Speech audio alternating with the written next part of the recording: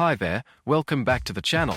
If you're a music composer or producer wondering whether your passion could turn into income without becoming a social media star or a touring artist, this video is for you.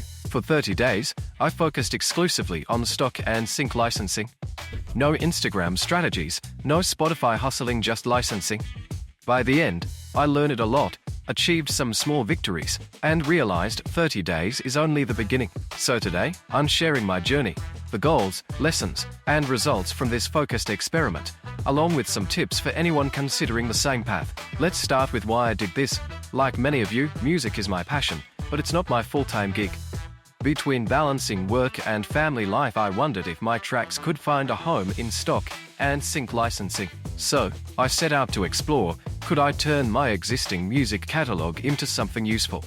How much effort would it take to get my tracks approved? And most importantly, would it pay off? I set 6 specific goals.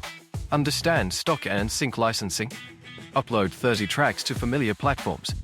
Polish my online presence. Create a metadata catalog for reuse. Build a network and learn from industry pros. Write and pitch new music tailored for sync libraries. This wasn't about perfection, just diving in, learning, and sharing the reality of the process. The first week was all about finding my rhythm. I reviewed my existing catalog, everything from orchestral and EDM tracks to holiday tunes and solo piano pieces. I quickly realized that metadata was critical. Tags, keywords, and descriptions all matter. The process felt slow at first. Adding one track to a platform could take up to 30 minutes. But then, I found tools like bulk editing and CSV uploads, which made things way faster.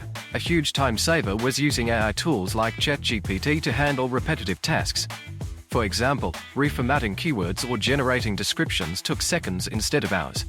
By the end of week 1, I had uploaded several tracks, updated my profiles, and started to find my rhythm. But there was still a lot to learn. In week 2, I picked up the pace. Platforms like Pond5 and AudioSparx started feeling familiar.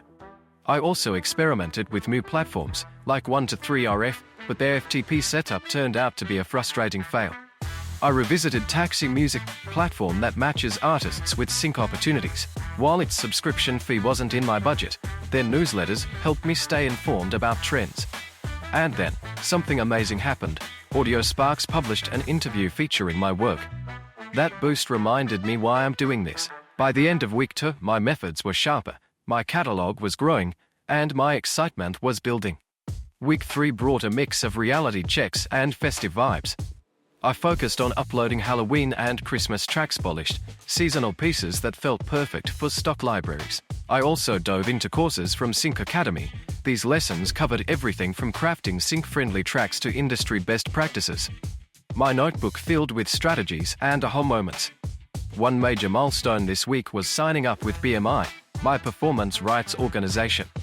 This step ensured I could collect royalties if my music ever made it to TV or film. But here's the reality. Success in stock and sync takes time.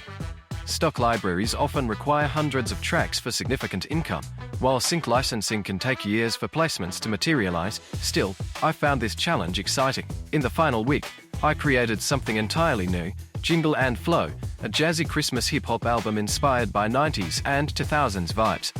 It came together in a burst of inspiration and felt like my most sync-ready project yet. Using a pitching template I'd refined, I submitted Jingle and Flow to one curated sync library. While the results didn't come in during the 30 days, I left with a clear strategy for future pitches. So, what did I achieve in 30 days? I gained a deeper understanding of licensing. Uploaded new tracks to platforms like Pond5 and AudioSparx. Improved my profiles and metadata workflows. Created a sync-friendly catalog for future use. Connected with resources like Sync Academy and industry pros. Completed Jingle and Flow and started pitching. While the journey is far from over, these 30 days laid a solid foundation. I learned, grew, and developed a clearer vision of what it takes to succeed in this field. Before wrapping up, let's talk about AI. I learned that some stock libraries compensate musicians when their tracks are used for AI training. The regs vary, but libraries are sharing revenue fairly for now. However, as AI advances, it's something we'll all need to watch closely. For now, human creativity still has the edge in high-end sync, Finally, a huge thank you to this incredible community. Jesse from Sync My Music, Eric from Make Music Income, and Mayona from AudioSparx. Your insights and encouragement were invaluable. To everyone watching, if you've been hesitating to dive into licensing, let this be your nudge. Start with what you have, learn as you go, and see where the journey takes you.